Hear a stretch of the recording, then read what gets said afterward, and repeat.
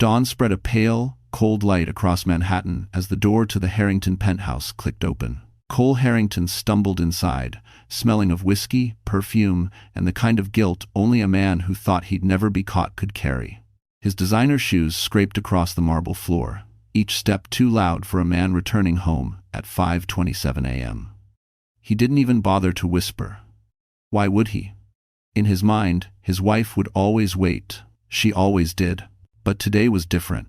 The silence inside the penthouse was too still, too intentional. No sound of soft footsteps, no quiet hum of the baby monitor, no gentle rustling from the nursery where their son usually whimpered at sunrise. It felt empty, clean, almost, but not in the way Cole liked it.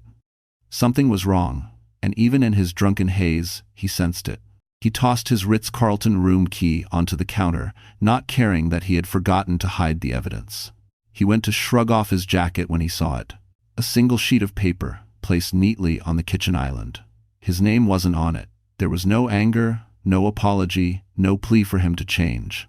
Just 7 words in Grace's handwriting. We deserve better. So I left. Cole froze. The message was soft but carried the force of a shattering empire. His eyes darted around the room. The diaper bag was gone. The stroller was gone. The framed photo of the 3 of them at Central Park missing. And then something colder hit him. Grace had taken her documents too. Birth certificates, medical files, insurance papers, everything. She hadn't just left the house. She had left him. Cole's throat tightened, fear sobering him faster than any cold shower. He grabbed his phone, ready to call, ready to demand she come home, ready to blame her as always. But then he noticed something even worse. The bank's automated alert still open on the screen. A transfer he had made, one Grace should have never seen, had been forwarded to her by mistake. Evidence that could ruin him. Cole's jaw clenched as panic crept up his spine. Because if Grace knew what that transfer meant, she wasn't just gone, she was dangerous. And someone powerful might be helping her disappear. The wind clawed at Grace Holloway's cheeks as she stepped out of the penthouse building. Her son bundled against her chest, his fever-warm breath fogging the icy morning air. Manhattan at dawn was usually breathtaking gold light glinting off Fifth Avenue towers, taxis honking impatiently, the city stretching awake. But today, the world looked stripped bare, like someone had drained all color from it. Grace didn't look back at the building she had just left. She couldn't. If she did, she might hesitate. She might remember the nights she begged Cole to come home early, the dinners she ate alone, the excuses, the lies, the perfume that wasn't hers. The way he made her feel small, unimportant, replaceable. So she pressed forward. Her boots splashed through slush as she crossed the street, clutching her son tighter. The fever had risen through the night. She'd spent hours pacing the nursery, whispering reassurances while refreshing pediatric advice on her phone. Cole hadn't answered any of her texts. Later, she'd learn why he was busy in a Ritz-Carlton suite with another woman. And that realization had given her the strength she needed to walk out the door. She waved down a yellow cab. The driver glanced at her no-coat, disheveled hair, baby trembling in her arms, but he didn't ask questions. New York had taught him not to. "Brooklyn, please," she said, her voice cracked. "Anywhere safe." The cab rumbled forward, merging into the slow-moving morning traffic. Skyscrapers blurred past her window. Grace bit her lip to keep from crying. She had no plan. No money besides the emergency cash she'd hidden in a diaper tin. No family, no home. But she had her son. And she had the truth, Cole's truth accidentally revealed in a bank alert that wasn't meant for her. A transfer big enough to raise eyebrows. A name she didn't recognize. A memo line that simply read, "Hold until instructed." She didn't understand it fully. But she knew it was bad. And she knew Cole would come looking for her, not because he loved her, but because he couldn't allow loose ends. The baby whimpered, and Grace kissed his forehead. "I've got you," she whispered. "Mama's here." Her phone buzzed in her pocket. A New York number she didn't know. She ignored it. Then, another call came. And another. And another. By the 5th ring, the driver glanced at her through the mirror. "You want to take that?" Grace shook her head, but dread crawled up her spine. She finally pulled the phone out. 20 missed calls. All from Cole. Then a text. "Where the hell are you? Come home. Now." Her heart pounded. not fear confirmation. He wasn't worried about her or their son, he was worried about control. The cab descended the bridge into Brooklyn. The skyline shrank behind her, the city that had caged her, now fading into distance. Just when she thought she could breathe, her phone buzzed again. This time, a new message. From an unsaved number, 4 words that chilled her deeper than the winter air. Grace, you're not safe. And the sender wasn't Cole. For a man who worshipped control, silence was the one thing Cole Harrington could not command. And now it pressed against the walls of the penthouse like a living, breathing accusation. His footsteps echoed through the living room, sharp, hollow, unfamiliar. The space felt different without Grace's soft touches. The blanket she always folded over the couch was gone. Their son's toys, usually scattered like bright confetti across the rug, had vanished. Even the faint scent of baby shampoo had dissipated. It felt like an abandoned museum of his own failures. Grace, he called, though he already knew she wasn't there. Enough of this. Come out. No answer. He snatched the note off the counter again, as if the words might magically change. We deserve better. So I left. His jaw clenched. Left? Grace didn't leave. Grace stayed. Grace forgave. Grace put him back together after long nights and longer lies. Grace was predictable. Soft. Safe. So what the hell had changed? His gaze landed on his phone, still glowing with the bank alert, one he thought he'd deleted. He tapped it open again. A transfer from one of his hidden accounts. A name, Cynthia Ward. A memo, hold until instructed. A figure so large it made even his chest tighten. That transfer was never meant to show up anywhere near Grace's phone. Someone at the bank had clearly screwed up. But what mattered wasn't how she'd seen it. What mattered was whether she understood what it meant. Cole ran a hand through his hair. If Grace talked, if she showed that transfer to someone, if she became emotional and made accusations, his entire career could unravel. He could survive the affair, even the scandal, but not this. His phone buzzed again. He expected Grace. Instead, Lila's name flashed across the screen. He let it ring. He wasn't in the mood for her whining about promises he never intended to keep. Instead, he dialed Grace. Once, twice, 5 times. Straight to voicemail. He grabbed his coat and rushed to the bedroom, pulling open drawers. Her clothes gone, her documents gone. Even the small velvet box holding her grandmother's necklace was missing. She hadn't run. She had prepared. A cold realization snaked down his spine. She might know everything. He slammed the drawer shut. Damn it, Grace. Where did you go? He turned to leave the penthouse, then froze. The security camera monitor beside the door blinked. He rewound the footage with trembling fingers. There she was. Grace, holding their son, stepping into the elevator at 6:02 a.m., a duffel bag over her shoulder. No hesitation, no fear, just resolve. But someone else entered the frame a moment later. A man stood outside the building, watching the sidewalk, gaze sharp and deliberate, as if he was waiting for her. Cole's breath caught. He recognized that face. Adrian Mercer. The billionaire CEO, Cole envied for years. And he wasn't just watching. He opened the taxi door for Grace. Cole staggered back, pulse thundering. Because this wasn't a simple escape anymore. It was a rescue. Avery Monroe woke up in a bed she had no right to be in, the soft sheets of the Ritz-Carlton brushing against her bare legs. Golden morning light spilled across the suite, catching in the half-finished glasses of expensive champagne and the scattered pieces of Cole Harrington's tuxedo. She stretched lazily, a satisfied smile curling at her lips. This was it, the night she'd been waiting for. The night she believed everything had shifted in her favor. She imagined herself in Grace's place, wearing the diamond rings, sitting in the penthouse overlooking Manhattan, living the life she convinced herself she deserved. She had always been told she was meant for more, and Cole was her ticket into the world she craved. She slipped on his dress shirt, letting it hang open just enough to look deliberate, then padded barefoot across the suite. Cole was gone, but she didn't care. She knew his routines. He always returned home at dawn to maintain appearances. He'd text her later, like he always did, asking when he could see her again. She strutted to the full-length mirror, admiring herself. Mrs. Harrington, she whispered, testing the name on her tongue. It tasted sweet, dangerously sweet. Her phone buzzed. She was sure it was Cole. It wasn't. It was a group chat with 2 friends from her old PR agency. "Girl, is this you?" A picture popped up. Avery entering the Ritz-Carlton last night with Cole, his hand scandalously low on her back. Then another message. Someone leaked it. "It's all over the finance circles."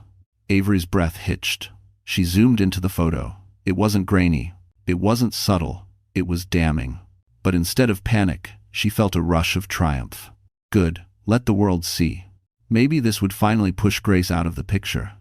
Maybe Cole would be forced to step forward with her publicly. She imagined the headlines, imagined walking into a gala on his arm, wearing a Cartier bracelet while photographers screamed her name. Her victory fantasy was cut short by another buzz, an email notification. This time, from Cole. Just one line. "Do not contact me today." Avery blinked. She waited for something more, an explanation, a joke, a plan. Nothing. Confusion knotted in her stomach. She dialed him. Straight to voicemail. She tried again, and again. The same result. She bit her lip. No big deal, she told herself. He was probably dealing with fallout from the photo. She could still make this work. Then her screen lit up with a news alert. Harrington Financial under internal review for suspicious transfers. Sources claim a potential whistleblower connected to the CFO's family. Her blood ran cold. Family. Grace. Avery's breaths came shallow. If Cole was in trouble, if Grace had evidence, if the affair went public and the money trail unraveled, her dream life wouldn't just disappear. It would explode. The suite suddenly felt smaller, darker, suffocating. Avery gripped the edge of the dresser, knuckles white. "What did you do, Cole?" she whispered. Another alert pinged. This time, a rumor in the comments section. Seen leaving her building at dawn, with a baby, and a man who looked like Adrian Mercer. Avery's stomach twisted violently. Grace wasn't running. She was aligning herself with someone far more powerful. And Avery realized, far too late, that she wasn't Cole's future. She was his liability. The cab rolled into Brooklyn just as the sun finally pushed above the skyline, casting pale orange light across rows of aging brownstones. The city was waking, but Grace felt as if she had stepped into a different world entirely, one where she wasn't Mrs.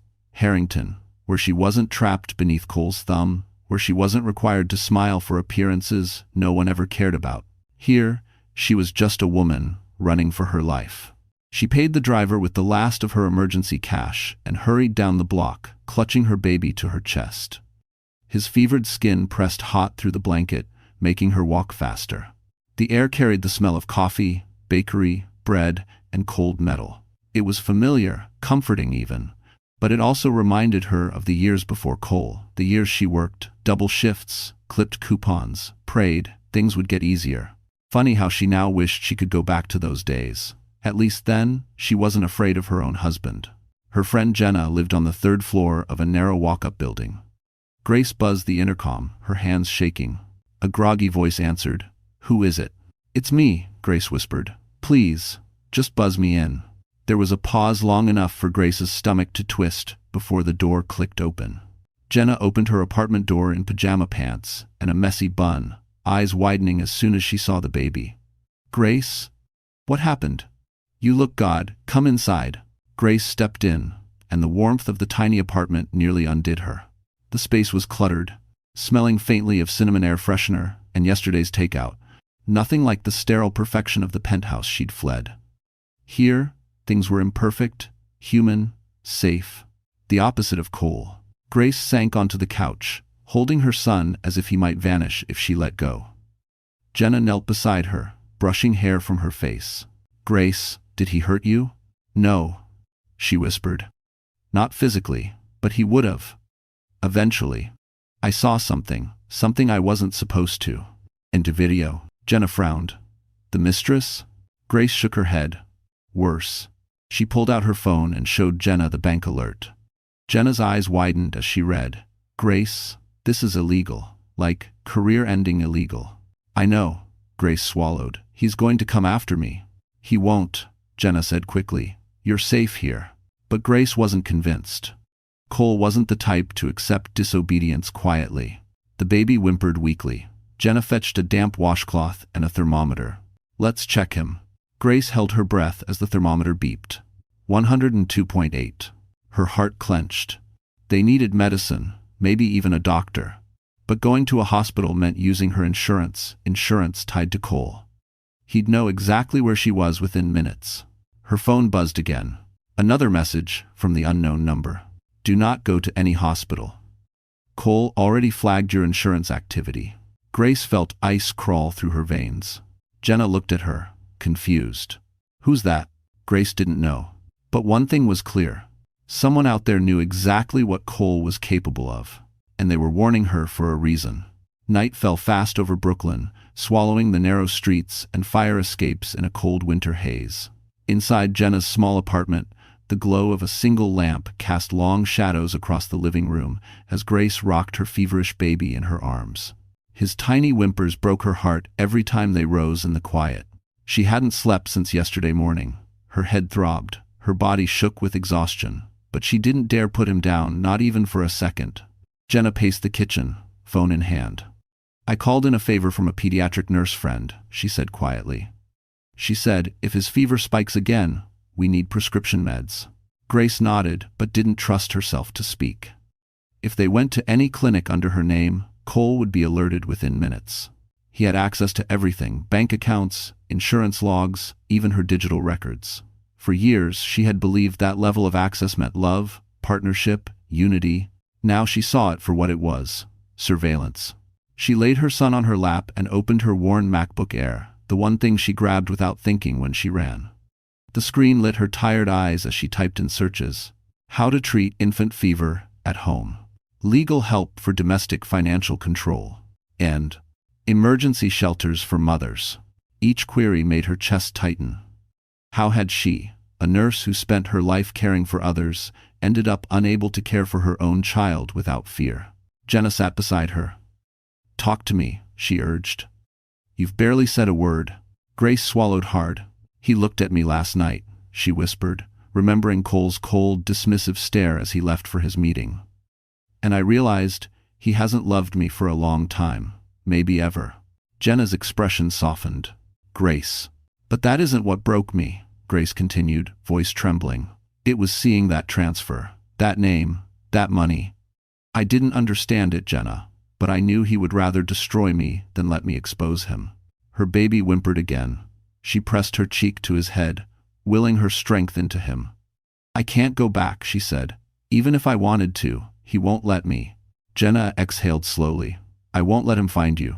A comforting promise, but Grace knew Jenna couldn't stop Cole.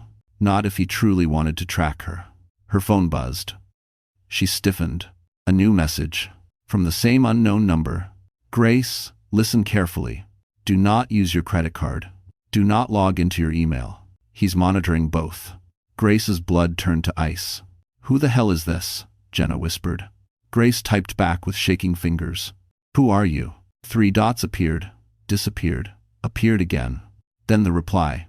Someone who's been watching Cole a long time, and someone who can help you, if you're willing to trust me. Grace stared at the message, heart pounding. Trust a stranger? But in this moment, terrifying as it was, one truth was becoming impossible to ignore. Asterisk, asterisk. The only thing more dangerous than trusting the wrong person was facing Cole alone. Grace stared at the message glowing on her cracked phone screen, her pulse pounding louder than the Brooklyn traffic outside. Someone who's been watching Cole a long time? Someone who can help you if you're willing to trust me. Her first instinct was fear, then anger, then something far more unsettling: recognition.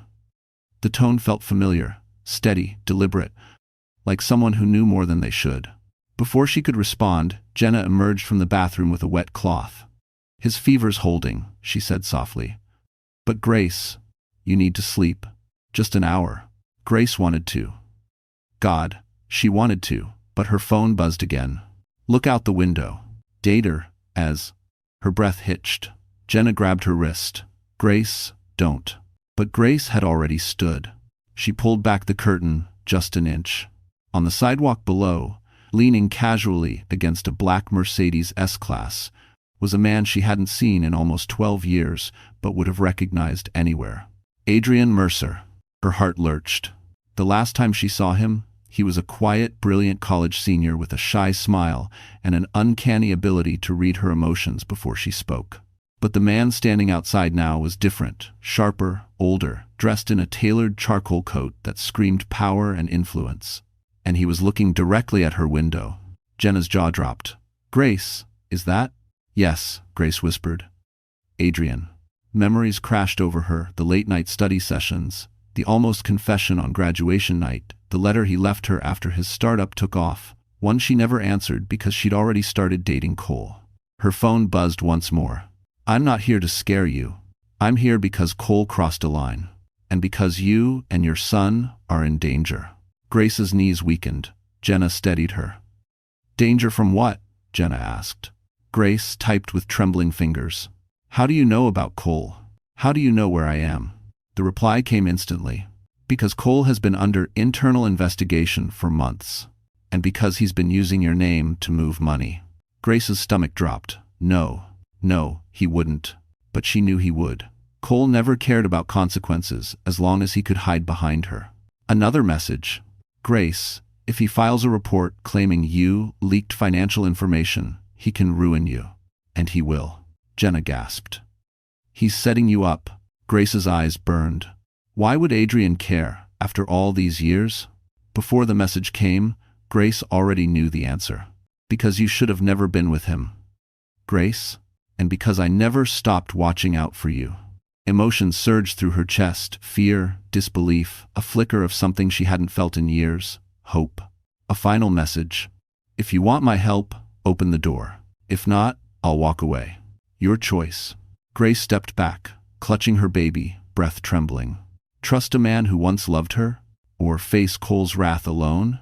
The doorknob felt cold beneath her palm as she reached for it, and a shadow moved outside the peephole, someone approaching her apartment from the hallway. Grace froze, her hand hovering above the doorknob as slow, deliberate footsteps echoed in the hallway outside Jenna's apartment. The air thinned around her. Her baby whimpered softly against her shoulder, sensing her fear. Jenna mouthed, "Don't open it," and quickly flipped off the lamp, plunging the apartment into dim shadows. A soft knock followed. Not loud, not frantic, just measured. "Grace?" A man's voice called quietly, but it wasn't Cole. It wasn't any voice she recognized. Jenna grabbed a kitchen knife, whispering, "Back up, go to the bedroom." Grace retreated, clutching her son tighter. But before she could close the bedroom door, her phone buzzed again. A message from Adrian. "That isn't me at your door. Do not open it." Her blood iced. Jenna motioned her back. The shadows of footsteps lingered beneath the doorframe as the man stood silently on the other side, listening. Another knock, this time sharper. "Grace Holloway, this is important. Please open the door." Jenna whispered, "Don't you dare." Grace's mind spun. Who else could have found her this quickly? Only someone with access to her digital footprint. Only someone who knew Cole's reach. Only someone who... Her thoughts were interrupted by a sudden vibration. A voicemail. From the same unknown number at the door. Jenna snatched her phone. "Don't listen, he's trying to trick you." But Grace shook her head. "If it's dangerous, I need to know." She put it on speaker. "Miss Holloway, this is Detective Ramos with the Financial Crimes Division. We need to speak with you regarding several transactions flagged under your name. Please open the door." Grace's knees buckled. Cole had acted faster than she imagined. Jenna whispered, horrified. "He reported you already." Grace's breath caught. If the police believed she was involved, if they thought she was part of Cole's scheme, everything could collapse. Her son, her job, her future. Her phone buzzed again. "Adrian. Do not trust anyone claiming to be law enforcement. Cole has connections. He can make things look official." Jenna covered her mouth. "Oh my God. He's really doing this." The knocking stopped. Silence. Grace stepped forward, staring at the door as if it might swallow her. Then echoing faintly down the hallway, the stranger's voice. "I'll be back with a warrant if you don't cooperate." His footsteps retreated. The building door slammed downstairs. For a moment, neither woman breathed. Then Grace's phone lit again. "Grace, listen to me. He sent someone to flush you out. You don't have much time." She swallowed. "What do I do?" 3 dots appeared. Then, "Let me help you. I'm coming upstairs." Jenna's eyes widened. Is that a good idea?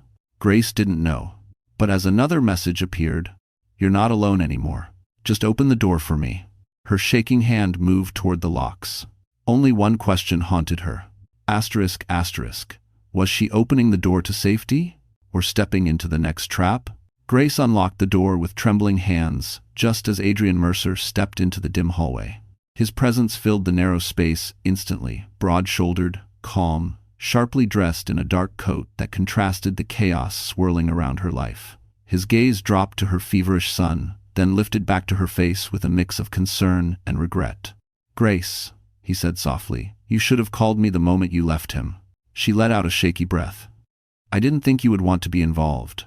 Adrian's expression tightened. Cole's been causing problems in my world long before he destroyed yours. Before she could ask what that meant, Jenna appeared behind her, gripping the knife like her life depended on it. Adrian raised his hands gently, nodding in acknowledgement. I'm on your side. Grace stepped aside, letting him in. The apartment suddenly felt smaller with his presence safe, but also charged with something unspoken. He glanced around, assessing exits, windows, blind spots.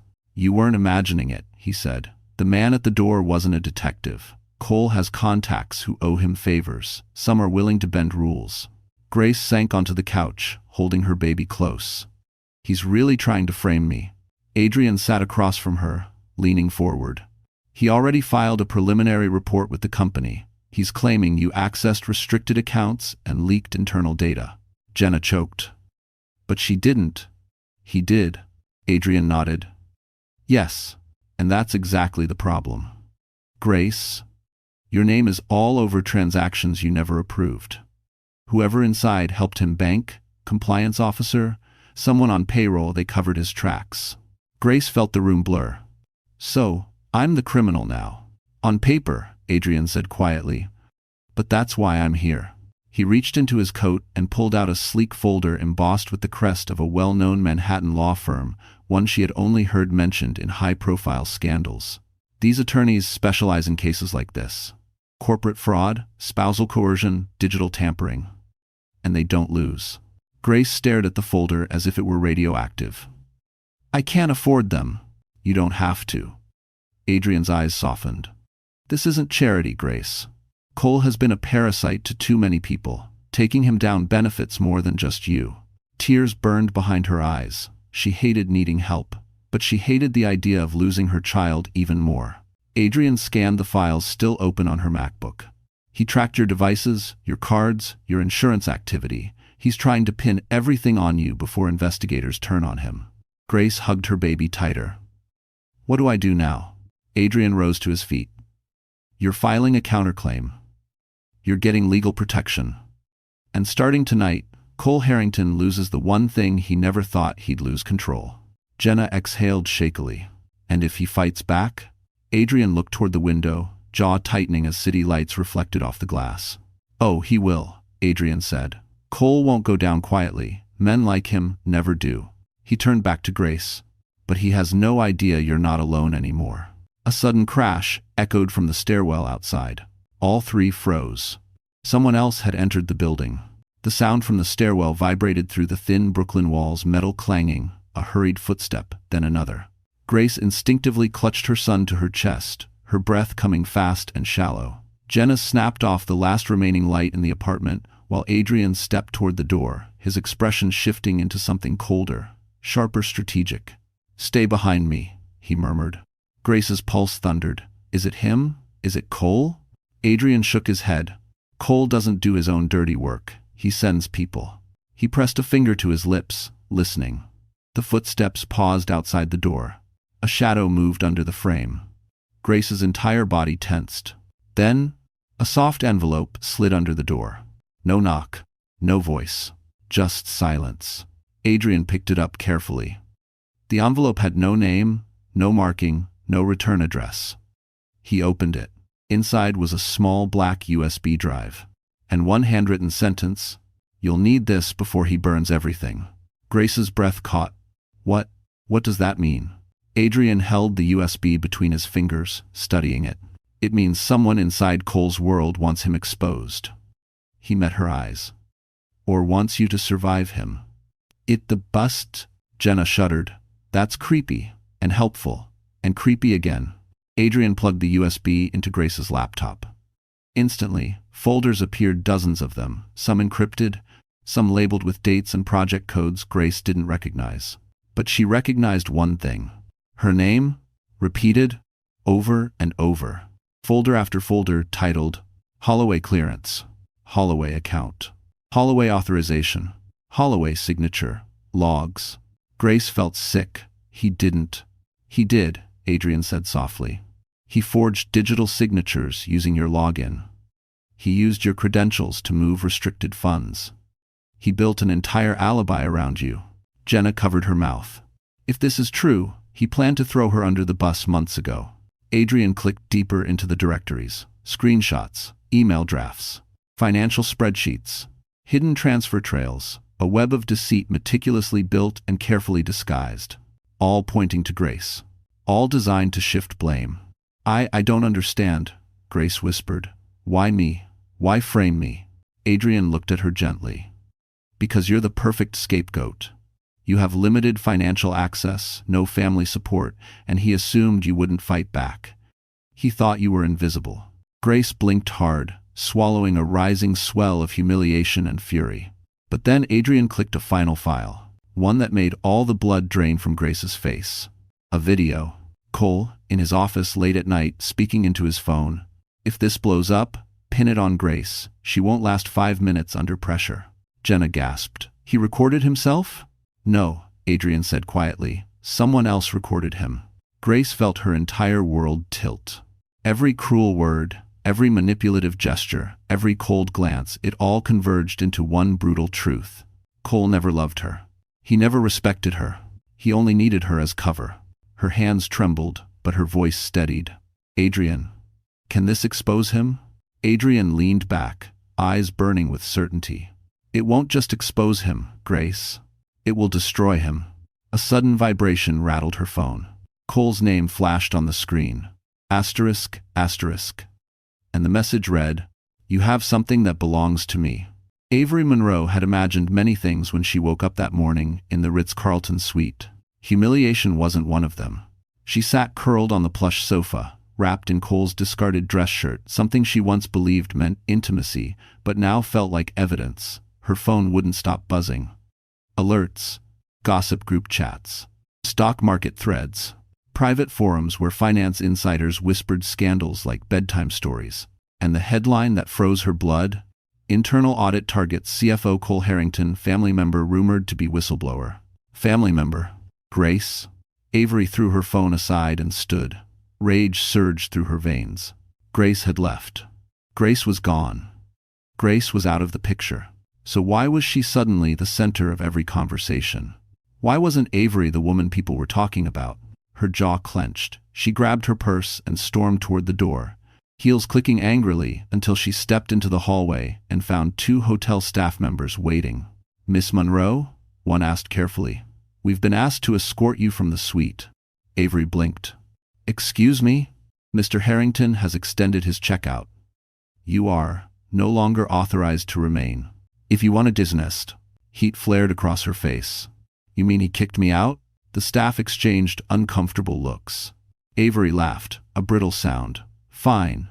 Tell your precious Mr. Harrington that I'll see him at his office. She stormed out, chin high, but the moment she reached the elevator, her facade cracked. She slammed her fist against the wall, swallowing hard. This wasn't how things were supposed to go. She wasn't supposed to be disposable. She arrived outside Harrington Financial 20 minutes later, breath fogging in the icy air. She dialed Cole, straight to voicemail. She tried again, and again. Finally, he answered, but not with warmth. What do you want? Cole snapped.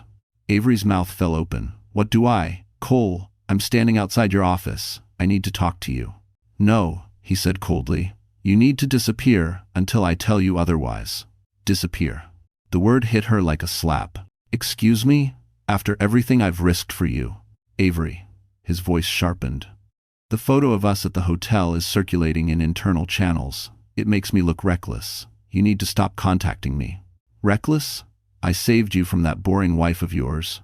There was a pause. Then a low, cruel laugh. Saved me? Avery, you were never part of the plan. It felt like the ground dropped out from under her. You said you cared. I said what you needed to hear. His tone was pure ice. But now? You're a liability. Avery's throat tightened. Cole, don't do this. Goodbye, Avery. The call ended. Avery stood frozen in the biting wind outside the glass tower he ruled. Seconds later, another notification lit her phone.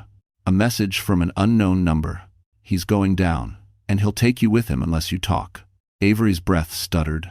For the first time, she wasn't dreaming of becoming a Harrington. She was terrified of becoming collateral damage. Asterisk, asterisk. And she had no idea which side to choose. The man who used her, or the woman who might destroy them both.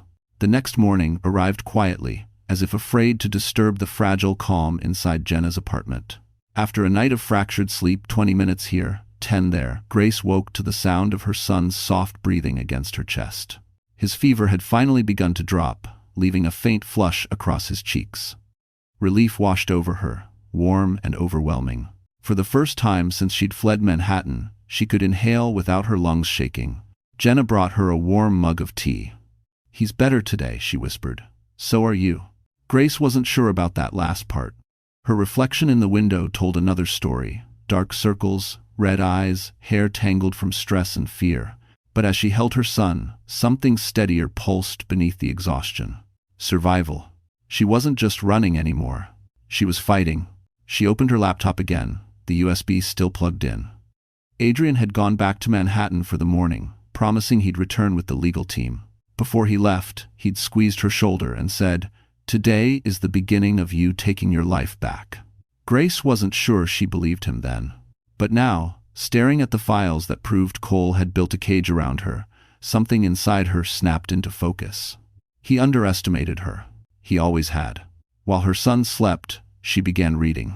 Not just financial documents, she read articles on digital forensics, fraud cycles, coercive abuse, and whistleblower protections. She opened a new tab and, almost instinctively, searched for books she once meant to read back when she had dreams outside her marriage. Atomic Habits. The Subtle Art of Not Giving F times K. Women Who Run with the Wolves. She remembered a version of herself who used to highlight passages, scribble notes in margins, fall asleep with a Kindle on her chest. A version Cole mocked, "Self-help won't make you interesting, Grace," until she stopped reading altogether. Her chest tightened. How many pieces of herself had she abandoned to keep him calm? How many parts had she dimmed so he could shine?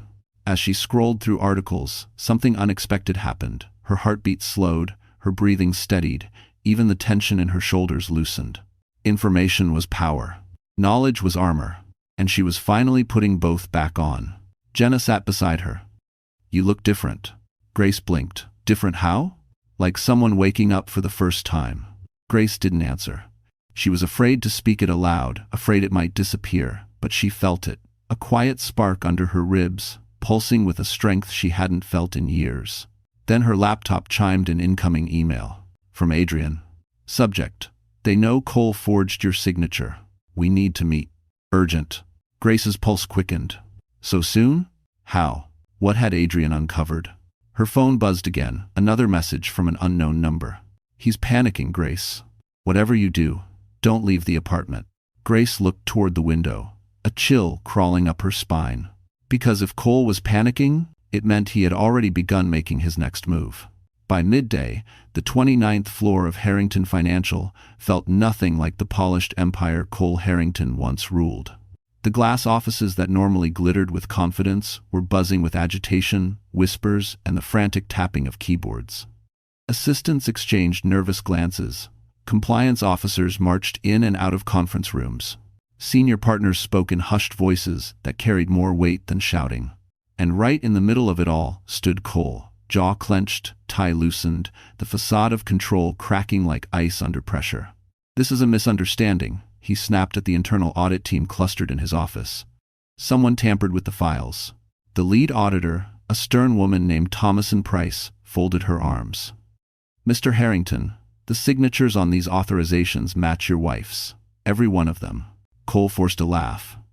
"My wife doesn't know the first thing about internal accounts. She can barely manage her own passwords." Thomason didn't flinch. And yet her credentials accessed restricted servers at 2:14 a.m. 3 weeks in a row. A few executives exchanged wary glances. Cole felt heat rising behind his eyes. Grace didn't do this, but he couldn't say the truth out loud, because he had done it. Using her login from his office, a junior auditor approached cautiously. "Sir, it traced the logins to your device." Cole's vision tunneled. "Impossible," he growled. But then the junior auditor added, "And there's video footage." End quote. Cold dread slammed into him so hard he had to grip the edge of his desk. Video footage. The very thing Grace now had. The very file someone else had recorded and slipped onto that USB. Cole's phone vibrated. A message from an unknown number. "She has everything. And she's not alone." His hands curled into fists. Adrian. It had to be Adrian, the man who humiliated him in college. The man Cole always envied. The man Grace should have never crossed paths with again. He shoved past the audit team, ignoring their calls. He stormed into the hallway, nearly colliding with Avery, who looked pale and frantic. "Cole, we need to talk." He brushed past her. "Not now." "No, you don't understand," she insisted, grabbing his arm. "Someone contacted me. They're asking questions about you. About the transfers. About the night we—" Cole ripped his arm away. "Avery, you were never supposed to be involved." Her lips trembled. "Am I in trouble?" He glared at her, hatred flashing across his features. "If you open your mouth, you will be." Avery backed up, stunned. "After everything I did for you?" Cole didn't even hesitate. "You were convenient, that's all." Her face shattered. But he didn't care. He couldn't care. His empire was sliding out from under him, tile by tile. And then the loudspeaker chimed overhead. "Mr. Harrington, please report to conference room A. The board is requesting your presence." And Fortin. Every employee in the hallway paused. Cole swallowed hard, straightening his suit. This is just procedure. But even he didn't believe it. Because, as he walked toward the boardroom, phones buzzed, whispers rose, and eyes followed him, not with admiration, with expectation, as if they were watching a man walk to the gallows. And waiting on the other side of that door was the first consequence he could no longer outrun. The afternoon light filtered through Jenna's thin curtains, as if testing whether Grace was ready to face another battle. She sat on the couch, her son finally sleeping peacefully against her chest, the fever nearly gone. For the first time since she'd run from the penthouse, her breathing matched the quiet rhythm of his. When Adrian knocked softly and entered the apartment, he paused, not because the room was small or cluttered, but because Grace looked different. Not fragile, not defeated, but steady, like a woman who had finally anchored herself after a brutal storm. "You're holding up," he murmured. Grace nodded. "I'm trying." He set down a sleek folder on the coffee table, thicker than the one he'd brought before. "This is the official strategy," he said. "The lawyers reviewed everything from the USB. They think we can do more than counter his accusations." Grace blinked. "More?" Adrian met her gaze. "We can take control of the narrative. We can expose the truth before he weaponizes it." Grace swallowed. For years, she'd been the quiet shadow behind Cole, the soft voice, the easy target, the woman who absorbed every blow so he wouldn't lose face. But now she had evidence. She had allies. She had a chance. "What do you need from me?" she asked. Adrian's expression softened, surprised. "You're ready to fight?" Grace looked down at her sleeping son. "I have to." Jenna slid onto the couch beside her. "We're doing this together." Adrian's posture shifted, more confident. "Good. Because the first step is your statement. The firm wants you to come to their office tonight." The words punched a hole of fear in her chest. "Tonight? It's safer than waiting," he said. "Cole will soon realize someone leaked the USB. The longer we stay silent, the more desperate he'll become." Grace shut her eyes briefly. She knew he was right. Cole's text message earlier was just the beginning. He'd escalate.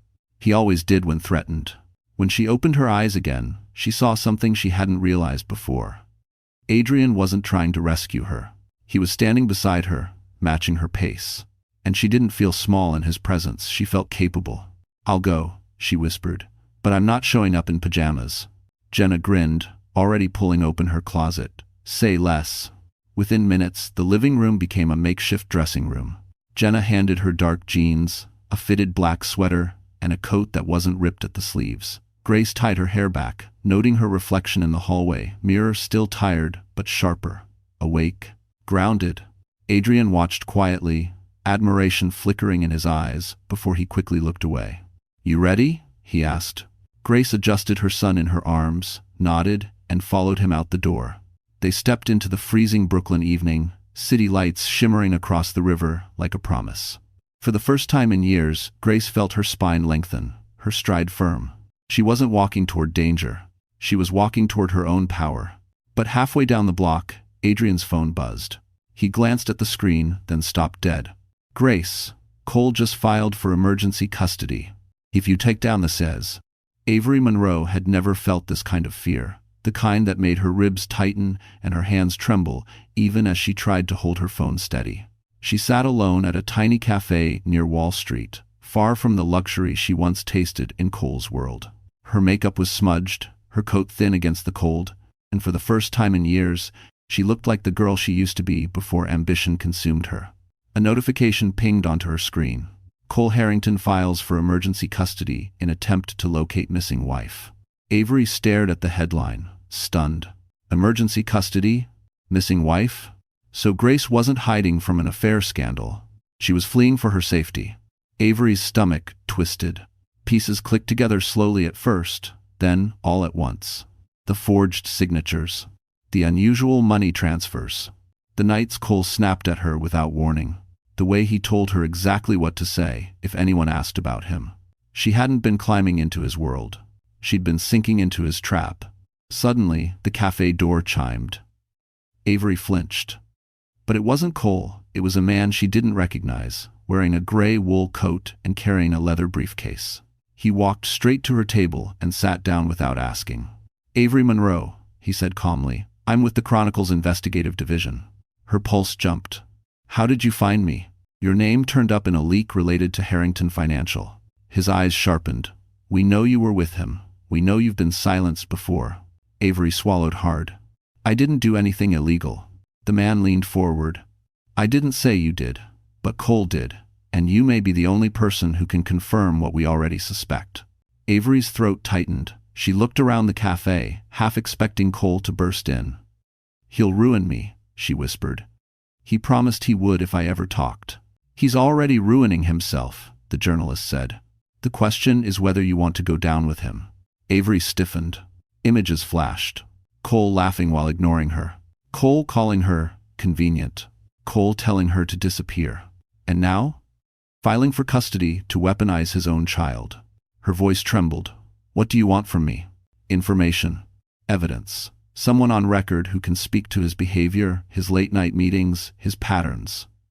He paused. "And in exchange, we can protect you." Avery blinked. "Protect me how?" "We can ensure your name comes out clean. You help expose him. You walk away untouched." Avery looked down at her shaking hands. Grace had escaped. Adrian Mercer was clearly helping her, and Cole, like a cornered animal, was lashing out at everyone around him. The journalist slid a business card across the table. She stared at it. This wasn't loyalty anymore. This was survival. "I'll talk," Avery whispered.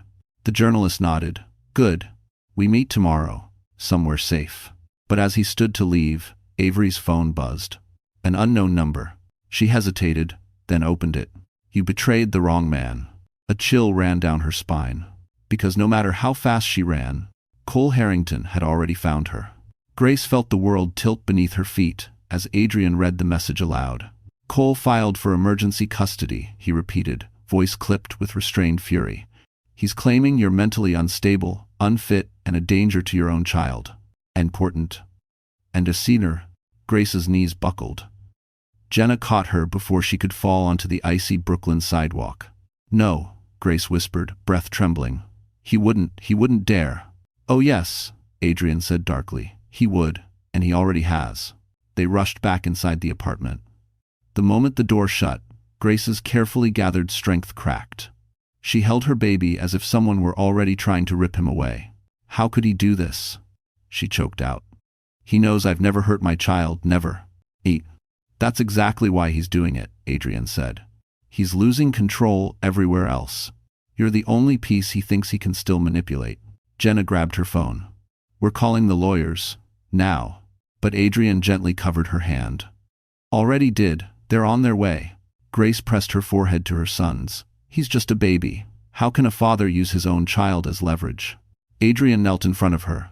Grace, look at me. She lifted her tear-filled eyes. This isn't about parenting. It's about punishment. Cole is terrified. You have enough evidence to bury him. Filing for custody is his way of forcing you to come out of hiding. Grace's breath stuttered. So what do I do? You fight, Adrian said, and you let us fight with you. Minutes later, his phone buzzed again. He read the message with a tightening jaw. It's worse, he said. Cole reported you to Child Protective Services. He claimed you fled the home with the baby during a psychotic episode. Grace's heart stopped. Jenna slammed her palm onto the table. That monster. Grace tried to breathe, but air refused to enter her lungs. CPS, custody, courts, accusations. The system she once believed protected children was now a weapon pointed at her. Adrian placed a steadying hand on her shoulder. Listen carefully. He can't win. Not with what we have on him.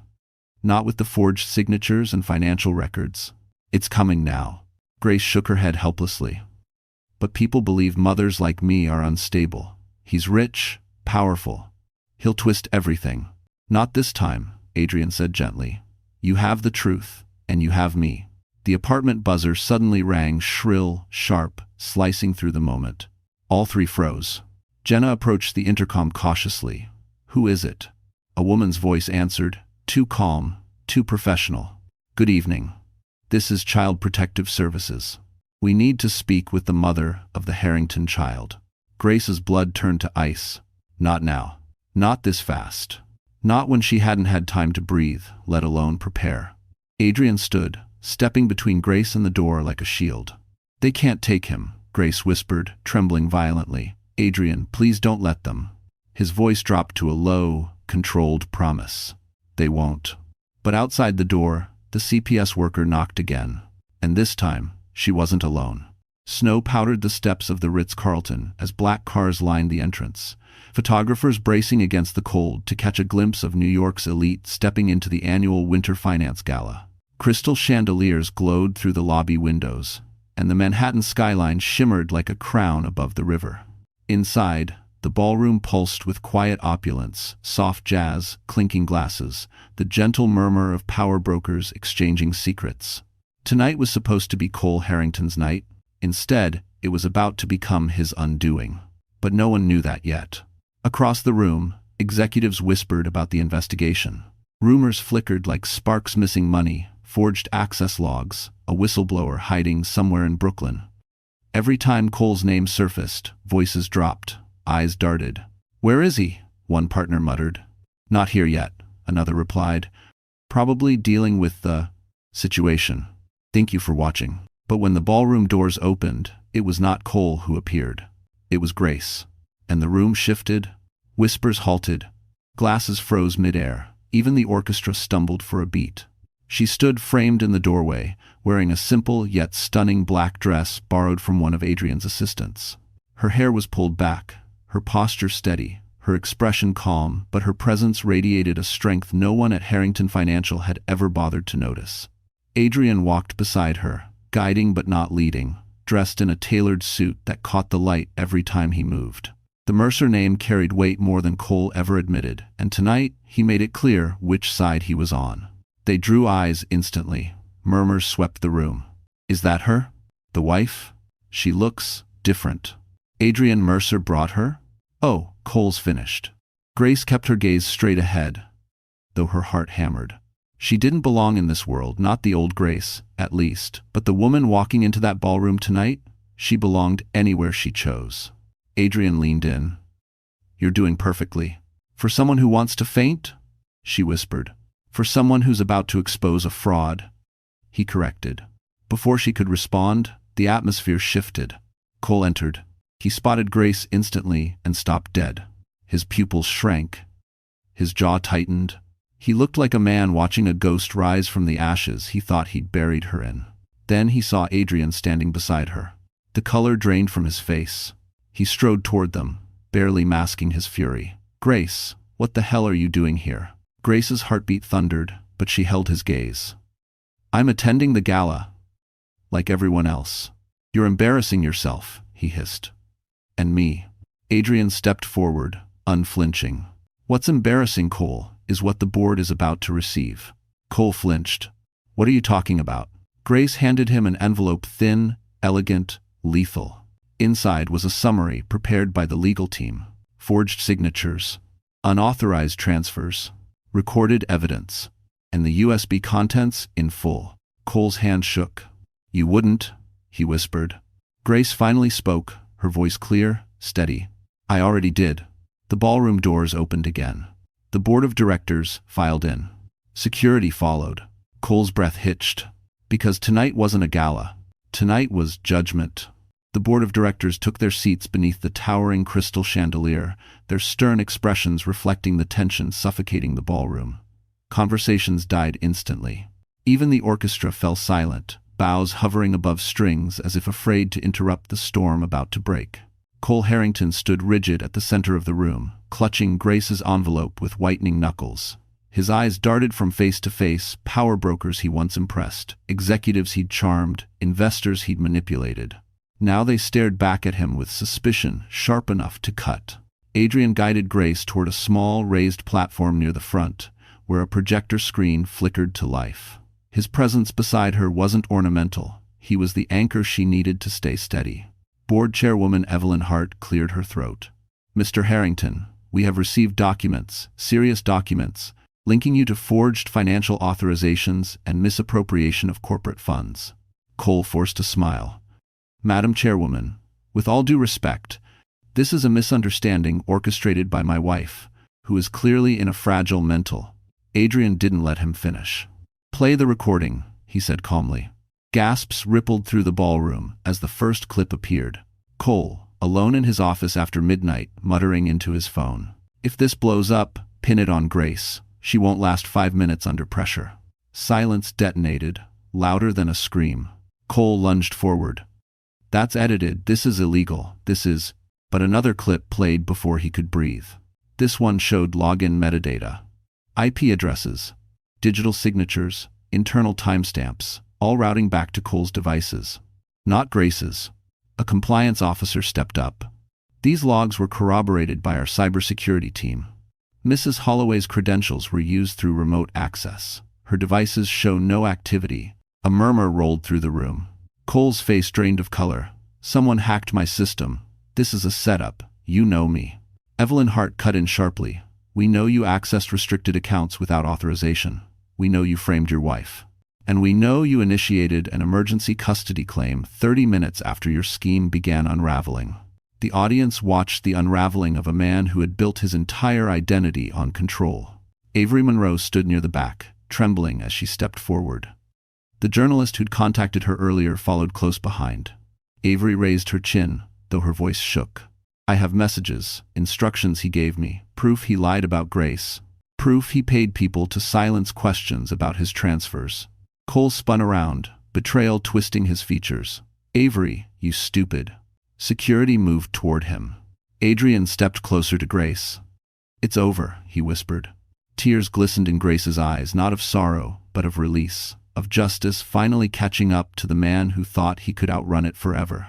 Then Evelyn Hart delivered the final blow. "Cole Harrington, you are hereby suspended pending full legal investigation. Security will escort you out." Cole lunged, pointing at Grace. "You did this. You think you're safe? You think this is over?" Grace met his rage with a calm he never imagined she could possess. "I'm not afraid of you anymore," she said softly. Security grabbed his arms. As they dragged him out of the gala, cameras flashed, guests whispered, and Cole realized something devastating. He wasn't feared. He wasn't respected. He wasn't powerful. He was exposed. And yet, even as the doors slammed behind him, Grace felt a prickle down her spine. Because men like Cole rarely go down quietly. Cole Harrington had once imagined his downfall, but only in the abstract, like a nightmare too ridiculous to ever become real. Something that happened to lesser men, weaker men. men without power or influence. Never him. But tonight, as security dragged him out through the gilded doors of the Ritz-Carlton ballroom, reality hit him like a punch to the ribs. The cold winter air slapped his face as the doors slammed shut behind him, muffling the gasps and murmurs of the crowd he once commanded. His suit jacket slipped from his shoulders, his tie hung loose. Snow clung to his hair, melting down the back of his neck. He looked nothing like the city's golden boy, nothing like the CFO whose signature once moved millions with a tap. He looked like a man stripped bare, and he hated it. 2 guards released him on the sidewalk. One muttered, "Don't come back." Cole snarled, "You can't talk to me like..." But the guard already walked away. Alone under the streetlight, Cole pulled out his phone. No messages from the board, no messages from investors. Not even from Avery. He called her. Straight to voicemail. He tried again. Blocked. His breath fogged in the freezing air as he checked his bank app, needing reassurance that something in his life remained stable. But the screen that greeted him wasn't reassuring. Account frozen. Pending federal investigation. A strangled sound tore from his throat. He tried another account. Then another. All frozen. Then something worse. A notification from his building. Eviction process initiated. Unpaid dues and court order. Cole stumbled back, gripping the side of the nearest marble column. They were taking his penthouse, his empire, his reputation, his entire identity. "Grace," he growled, "this is her doing." End quote. He imagined her inside the ballroom, standing tall beside Adrian Mercer, of all people, basking in triumph. The thought burned like acid through his veins. Adrian had always been the shadow at the edge of his confidence. The man Cole feared Grace would compare him to, the man who embodied everything Cole pretended to be. And now Adrian had her.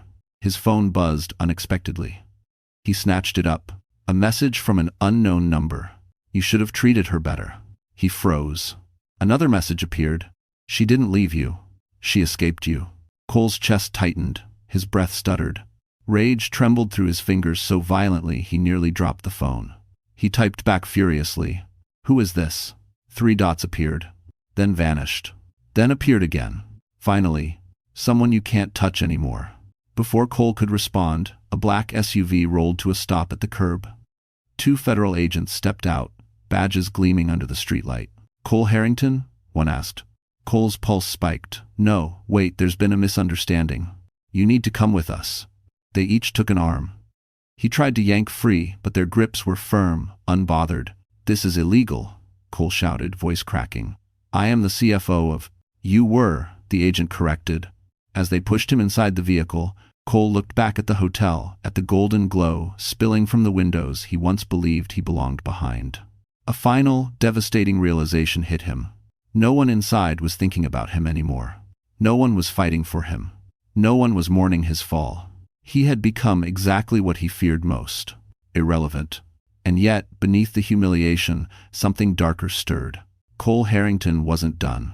Not yet. And he still believed Grace owed him everything he lost. The sun rose over Manhattan with a soft gold Grace hadn't seen in what felt like years. Not because the city had changed, but because she had. She stood beside a floor-to-ceiling window in a new Upper West Side apartment, her son asleep peacefully in a crib behind her. The space wasn't extravagant, but it was warm, filled with natural light, and most importantly hers. No cameras watching her. No footsteps she feared. No man controlling every breath she took. Just freedom. On the coffee table sat a neatly stacked pile of documents. The official custody ruling granting her full parental rights, the restraining order against Cole, and the letter from the federal investigation team confirming that her name had been cleared entirely. Every signature, every seal, every line of legal text carried the same message. She won. He lost. Justice had been served. Cole's empire had collapsed. His accounts frozen. His reputation shattered beyond repair. Avery's testimony had buried the last of his lies, and the federal charges meant he wouldn't see the inside of a boardroom for decades, if ever again. Grace exhaled a breath that felt like releasing a lifetime of weight. Soft knocking broke the silence. She opened the door to find Adrian standing there with 2 coffees and a shy smile. The man who once stood in the background of her life now stood steady in its center, but never overstepping, never pushing, never assuming.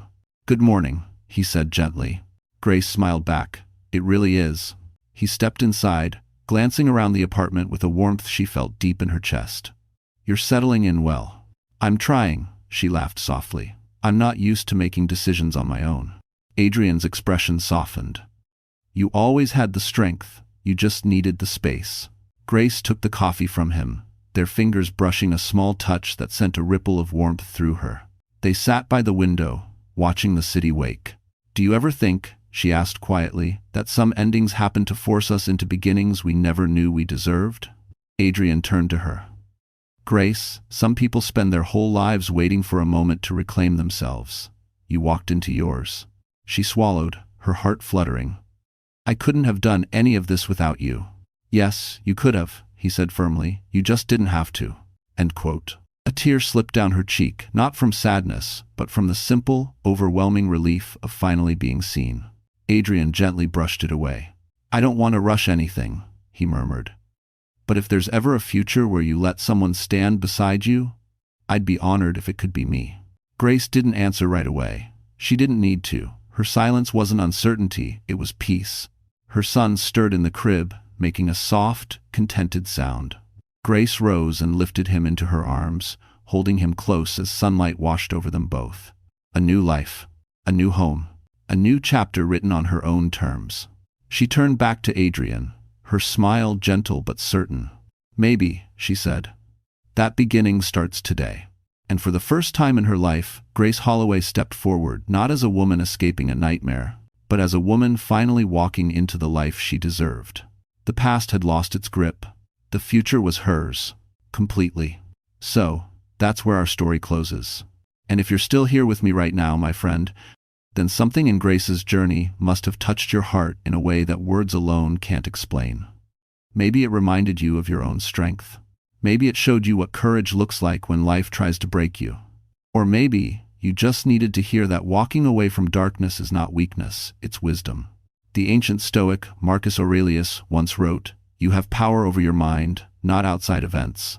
Realize this, and you will find strength." Grace discovered that truth the hard way. And sometimes, we do too.